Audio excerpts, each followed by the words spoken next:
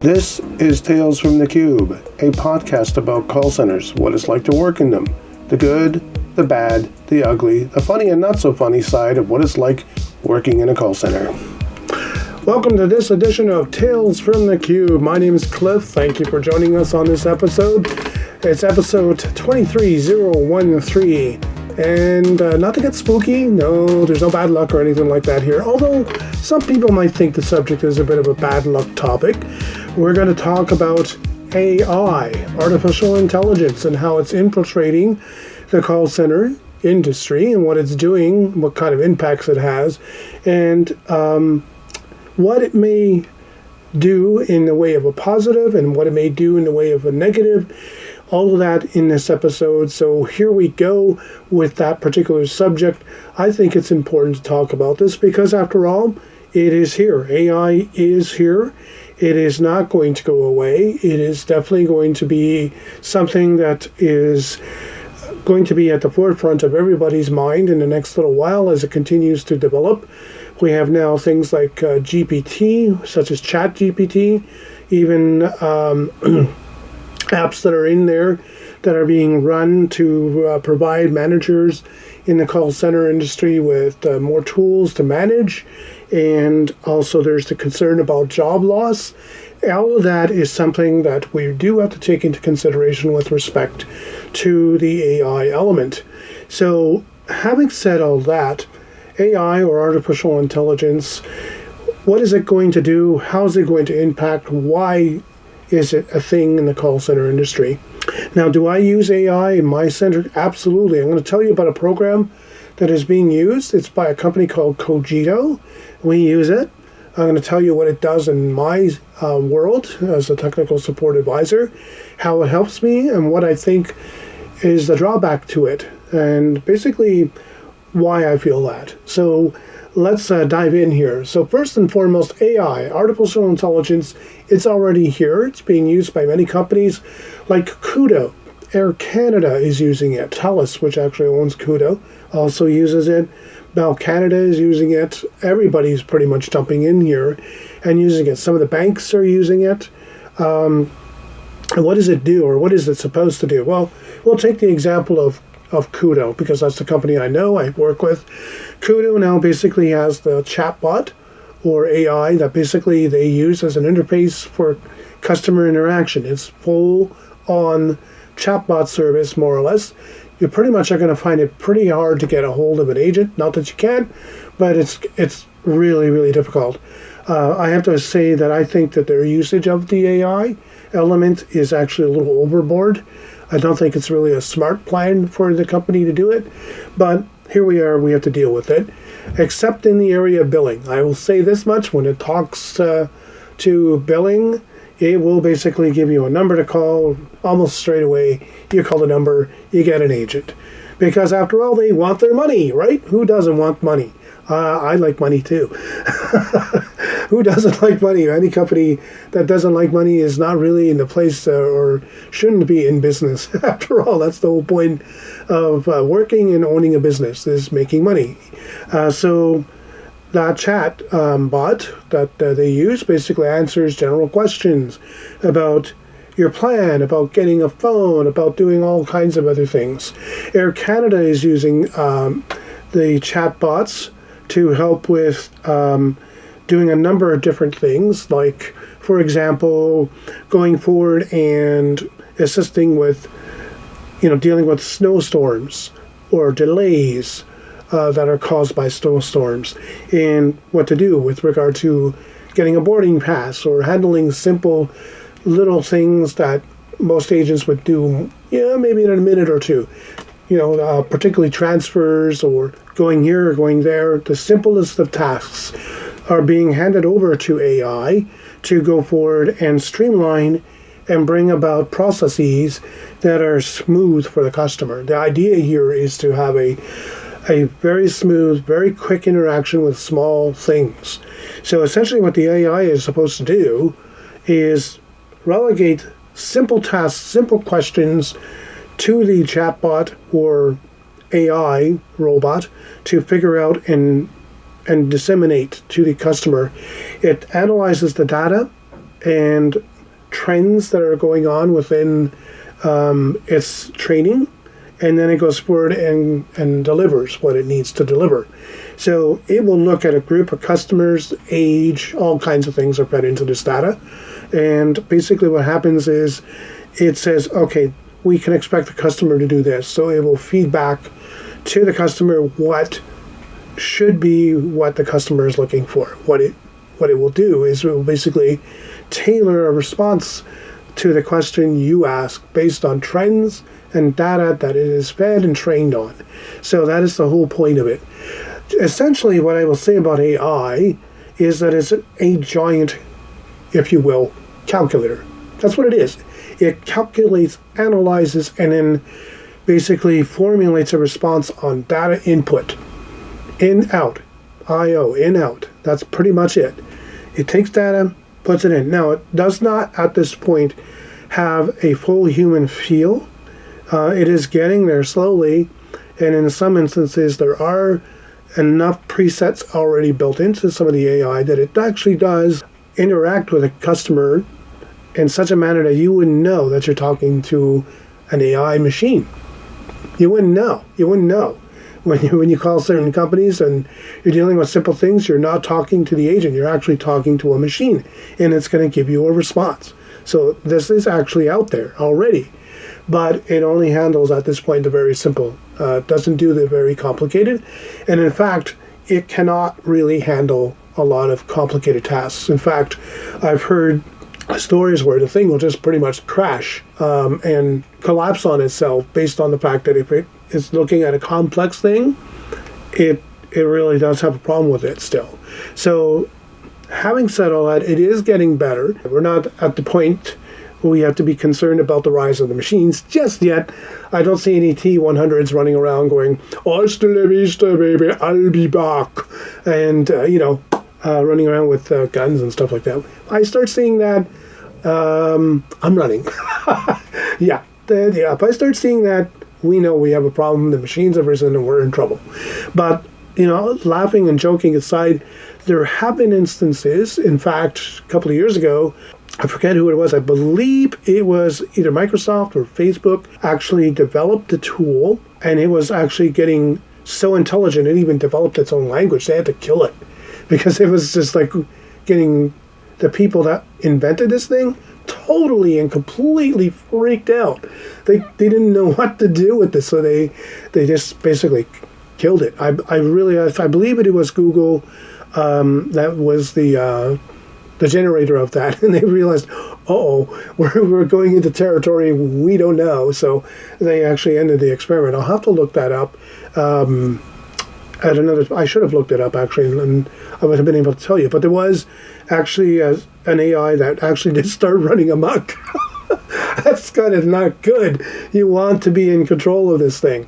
So that's another reason why we're really not at that place where we're secure enough to make sure that the AI works for us. And that's another thing too. That's a scenario where a lot of people are talking about existential problems that could create some really bad things for humankind. Existential risk is out there. These things, when they're developed, can really do things that you don't want it to do if you're not training it correctly. So there is that risk. And all joking aside about the Terminator and the rise of the machines, that can happen. There is actually risk to doing this. So they're going slowly now. They've slowed down a little bit so that basically they can build this thing so it serves humankind rather than having it turn on humans. So we want to avoid that. So let's get back to the call center aspect of this. What's the benefit? What's the tool here that can be good for customer service? The tool of a chatbot or a virtual assistant or analytics software using AI is that it will give managers the ability to see what's going on in a call more in-depthly and really granulate the data to the point where you're going to be able to go forward and see what's happening with the tool, and you'll be able to really measure what's really going on, and to the point where you can get certain types of customers and you'll be able to actually tailor a response either through the bot or through the advisor, through the AI, to go forward and do the thing. And that thing might be a sale, a promotion, a specific response to a troubleshoot. All of that is going to be built in eventually to the AI, and it will either be augmenting the work of the advisor or doing the work of an advisor. So it will do one of those things. And what's really important to note is that the idea here is to streamline the experience so that the customer, you calling up the company, gets service quickly, reliably, and consistently the same all the time. It's not going to change. There's not going to be much color to it except as needed. And basically they can build out and build in, change things up, mix it around a little bit. But at the end of the day, it's pretty much the same thing you're getting. So it's like tick, tick, tick. They're ticking off the things. Tick, tick, tick. It's all the same. It's just like a cadence, if you will. If you ever watch in military parades, the way they do their marching, it's all timing. Left, right, left, right. It's like that with AI. It's tick, tick, tick. And that ticking, if you will, basically is the data and the flow of that data so that it makes everything as smooth as possible, as uniform as possible. And right now, we're not allowing for variations, but eventually it will allow for variations and be able to go up, down, sideways, left, right.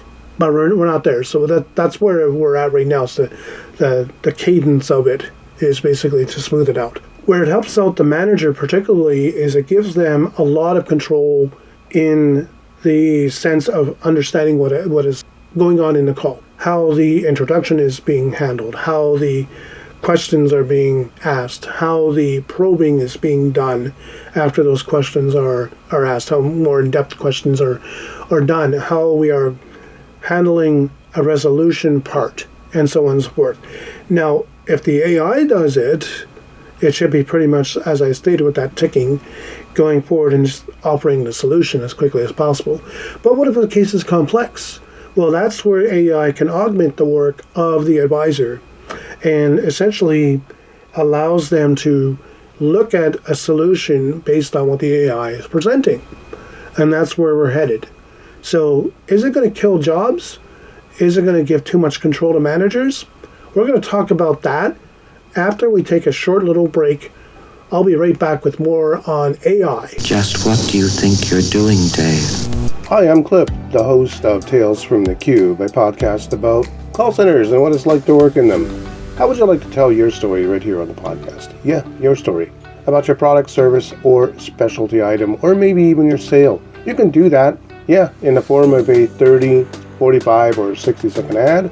We'll put it together. All you have to do basically is to send an email to me at 4eyes Freelancing. That's 4, the number, EYESFREELANCING @gmail.com with the subject line Tales or advertise on Tales. And what we'll do is we'll go forward and put a nice little package together for you, telling your story right here in the podcast. Now, let's get back to the show. All right, here we go. More on AI here on Tales from the Cube. What will it do as far as jobs are concerned? Yes, it's going to take away some jobs. It's going to basically allow more complexities to be handled by advisors, and it's going to, take the simple stuff. AI already is doing that. Like I said, Kudo uses pretty much an AI system. It's all AI, pretty much. Now, there are agents in the background. You can still get somebody. It takes a long time to do it. You might be waiting in a queue because there's not as many staffed, but it does allow for that. You can still get an agent. And for the billing part, you will get an agent pretty much quickly. When you press in certain codes, it will bypass the chatbot and let you get into the queue and speak with somebody. But outside of that, it'll pretty much do everything else, including sell you a plan and schedule even payments and so on and so forth. It's actually that robust. The drawback to this is, like I said, right now we're not at a point where it's going to handle complexity very, very well. So if it gets really complex, the thing just basically goes, and that's something we don't want, but eventually it'll get better. So that's where it's really going to be helpful, and where it will eliminate jobs, where it will be a little bit negative. Also, where it will be a little bit negative is how it allows managers to control what's going on as far as an advisor's work. Our keystrokes are monitored, our screen is monitored. This is really going to monitor much more. It's going to go really in depth. That's a problem, because do I really want to have Hal? Yeah, you remember Hal? Hello, Dave. Do I really want Hal looking over my shoulder? Not really. I'm not impressed with that idea. I don't want a manager having so much granular control over what I do that I cannot independently do my job. I still want to have that flexibility. I'm being hired to do the job. I should be allowed to have some flexibility in my work to think and to do the procedures that are given to me. So having a machine direct me is not a bad thing, but if it's not used properly, it becomes a bad thing. Because if I go outside of this machine's box, then the manager's going to say, well, you're not following what the machine is telling you to do. You need to listen to Hal, or else it's going to, come back and say, Dave, you're doing it wrong. So it's just like, do I really, or in this case, Cliff, you're doing it wrong. Do I really want that? Do I want some spy like that in my work? No, I don't. I'd rather have the AI actually augment the work and help me develop something. Because you know what, to be honest with you, I do think it has a good aspect to it. I do think AI can work because it will allow the person who's on the phone get better service by providing me, if there's a profile, particularly if that customer's called and the AI's analyzed the data, it's going to be a response that I can give to that customer, particularly if I'm doing a sales portion of the call, where I can say, hey, you know what, look at this. This is what the AI is telling me I can promote to the customer and sell. It will be a really good sales tool, and basically it'll look for clues whether there's a buy-in signal from that customer. I'd love that. I'd also love that it will help me to properly position procedures and things like that. So that would be a blessing and a half. But having it to basically act like Hal, that's not really what I want either. So that's the real drawback. Unions are actually very concerned about it. So are a lot of people who are interested in what's happening with the job market.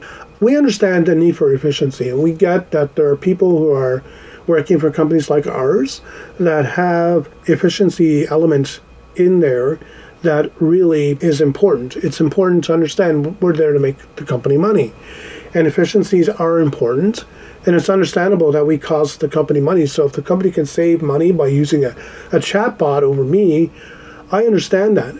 But at the same time, there should be enough of common sense to say, we don't want to kill every single job and make it all chatbot. Because if the thing goes stupid at one point, then there's a problem. I'm going to point to an example. I have a program, as I pointed out, it's called Cogito. I can talk about it because it's out in the public domain. You can look it up, you'll see the company Cogito. We use it on our campaign, and what does it do? It tells me a number of different things. It tells me if I am speaking too fast, too slow, if I'm talking over the customer, if I have an extended period of talking or no talking at all, and whether or not my energy level is good or bad. So it will look at those things and it will tell me that. Now this program is really good, and I want to make sure that I do not diss the company. They are doing an absolutely fantastic job. But I will say this about Cogito, it is still kind of stupid. It's still kind of a dumb program because, as I pointed out earlier in the podcast, AI is a calculator. You feed in the data. In this case, it doesn't add numbers, but it does feed in or take in data and calculates that data and sets up a response based on certain algorithm that is in there. There are times where I'm typing away, and I say to a customer, hey, just so you know, I'm keying in some notes here, and I'm going, I'm typing away on my keyboard. I'm not saying anything to the customer, and this thing will say, there's a long pause or silence. Well, yeah, I told the customer I'm keying in some notes. I'm doing this. So it can't tell that there's a nuance in the call, can't see color in the call. And what happens there is it thinks I'm not talking to the customer. I'm kind of like ghosting them. Well, I'm not. I'm just basically going forward and keying in my notes. Other times I'm doing this. So just so you know, Mr. Customer, you're going to make sure that when you get your box for your repairs, you're going to put the device in the box, everything else goes in the box, and you're going to put the sticker on top of the box. Then you're going to take it to the carrier who is going to send it back to us, and or you can have them come to your door, etc., etc., etc. What happens? It thinks I'm talking over the customer, or not so much over the customer, but I'm talking too much. Well, of course, I'm giving instruction. So I'm telling a customer what's going to happen. Well, naturally, that customer is listening to me. They're not talking with me. They're hearing what I'm saying. So what happens is this thing says, well, you're talking too much. And then there are times where a customer is going, blah, blah, blah, bleep, bleep, bleep, blah, blah, blah, blah, blah, blah, blah, blah, and they're just going on for like eons. And at one point I, say, are you okay? Let's stop for a moment, and I have to talk over the customer. So it thinks I'm talking over. Well, yes, sometimes I have to interrupt the customer to calm them down a little bit and say, well, just a moment, let's calm down for a second, let's talk about this. Other times I don't do that. I let the customer vent, and then I jump in and help. If there's particularly a pause, I'll do that. But at one point I might have to basically, stop the customer and say, just a moment, let me rephrase that for you. You're saying this, and it might mean that I have to talk over them. Or if they're swearing at me, like calling me really bad names or making threats like, I want to shave you bald from head to toe. Yes, I've had people say things like that to me. It's not a pleasant thing. I'm laughing about it, but it's really not pleasant. Or, somebody asking dirty questions like, how big is your wahoo? Yeah, like, well, look, Mr. Customer, let's not discuss that. Let's talk about this. We're going to get those kinds of calls, right? And sometimes we have to talk over the customer. Well, again, this software doesn't know that the customer is being rude, that the customer is being aggressive or whatnot. So there's still a lot of learning that this machine has to do in order to get this right. So in the end, what we have to say about Cogito is that it's an excellent program that still needs a lot of work. And that's the same for most of AI that's out there. It's getting better. I will say that it is getting better. I'm going to take another quick break here, and then I'm going to come back and talk a little bit more about AI and what I think we should be doing with it and should not be doing with it. And that'll be after I take this small but important commercial break. I'll be back. Hi, I'm Clip. I'm the host of Tales from the Cube, the podcast that you're currently listening to. The one that talks about call centers and what it's like to work in them. I'd love to have you advertise with us here on the podcast. All you need to do is send me an email to foureyesfreelancing@gmail.com. That's the number 4, EYESFREELANCING @gmail.com. Put in the subject line Tales or advertising Tales. I'll get a package set up for you, and basically it'll be in the form of a 30, 45, or 60-second ad. You can get that right here on the podcast. And you know what? Why don't you do that right now? Why don't you click on that email, send it off to me, and I will get together with you and talk about the details about what we're going to do next to get your story told right here in the podcast. Now, let's get back to the show.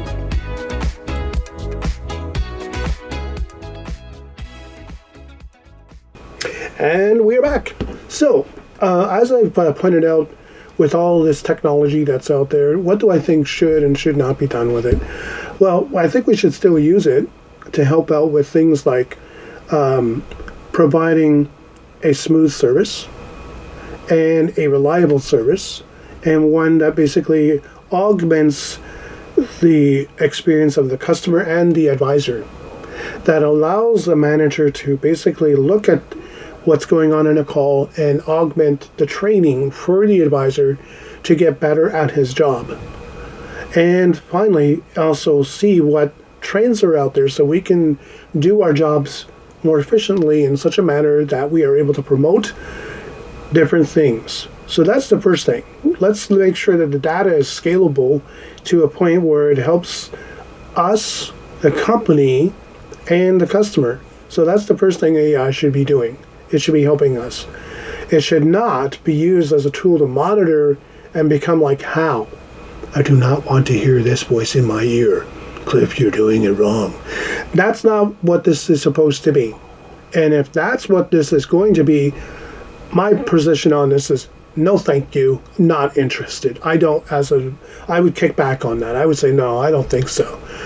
That's not cool. That's not something that we want to do. If that's the whole point of this, is basically to be so efficient that we scare the heck out of our advisors or even our customers, what's the point of having it? It should be something that augments and helps. If it's a tool basically to get rid of me, well, in some ways I have to admit I'm near the point of retiring anyway, so it wouldn't be too much of a bother. But at the same time, I still want to keep my job. So I don't think it should be something that is used to eliminate jobs. It might be handy to take away some of the more mundane things that are just really like a 2-minute thing, like or even a simple task like resetting a password. Might be handy to have the AI do that. It should not be used as an absolute sales tool where that's all you're doing is you become the commercial for the company. That's also another thing that AI shouldn't be used for. It could be developed into that, and that's a bad thing. So these are things that it shouldn't be. What is it being used for? As I mentioned before, it is used as a means of communicating with customers in a question-answer format, the chatbot. It's being used as a virtual assistant, basically shunting calls to wherever, or doing things like setting up phone calls, sending out emails, promotional letters. So it helps as a virtual assistant.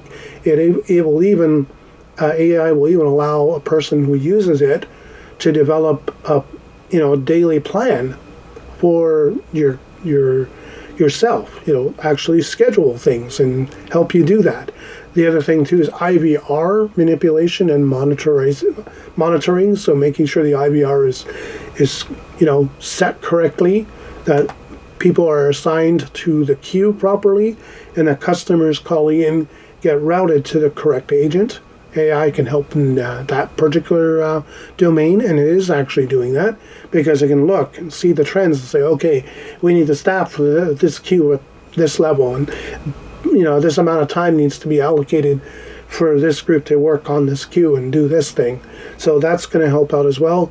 And of course, analytics, it's going to help out with regard to all of that as well. So there are some really good things out there. There's some really great articles that relate to this. You can look at the Globe and Mail's article on how it's changing things. There's an article on HubSpot that talks about how AI works in call centers. They even have a podcast that talks about AI and the business of AI on HubSpot. I saw that. So I might drop that into the mix here. In the end, do I think AI is a good thing or a bad thing? I'm in the middle on this one. I really am in the middle of what I think it's still being developed. So I don't really have an absolute opinion as good or bad. I will say this: if it's being used in a manner, like I said before, like the how, that's not a good thing. If it's being used in a manner that I mentioned before, where it's just nothing more than a sales tool, that's not a good thing. It should be a job augmentation tool, and it should be a tool that streamlines and simplifies simple tasks for customer and advisor, or customers in general, that basically allows people to have a very nice experience when they reach out to a company. That's where I sit on this. That's what I think. Thank you very much for taking the time today to listen. Find us on wherever you listen to your favorite podcast, or wherever else you are listening to those favorite podcasts that you have. Please include us in that, whether it's on my favorite one, which is Podcast Republic or Spotify, or we're not on Apple Podcasts yet.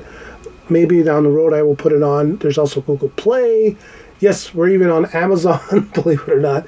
All of those channels are out there for you to choose and listen, or wherever you're listening to the podcast. I appreciate you so very much. Thank you very much for tuning in. I'll see you in the next episode of Tales from the Cube. Once again, thank you so much for listening to us. We'll see you around. Take care and have a blessed rest of your day.